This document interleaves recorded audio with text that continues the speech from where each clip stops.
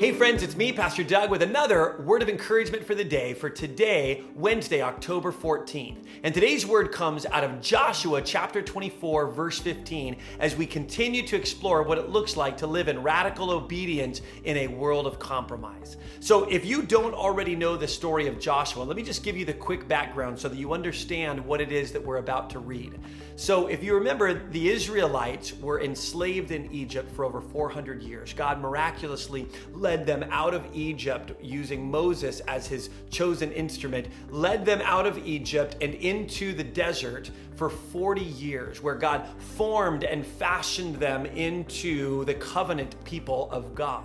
And eventually, he led them, using Joshua, into what was known as the Promised Land. And the Promised Land was essentially a beautiful area that God had promised their ancestor Abraham all the way back in Genesis 12. And finally, they were getting to settle in and live in the land that God had originally promised their ancestor hundreds of years before.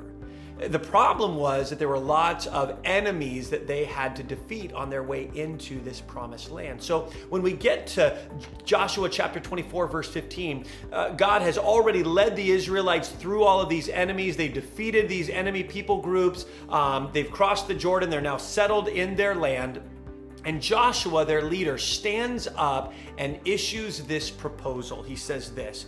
He says, listen, if serving the Lord seems undesirable to you, like if all these things that he's done and all these ways that he's provided for us, if you still think that serving the Lord is undesirable, then choose for yourselves this day whom you will serve.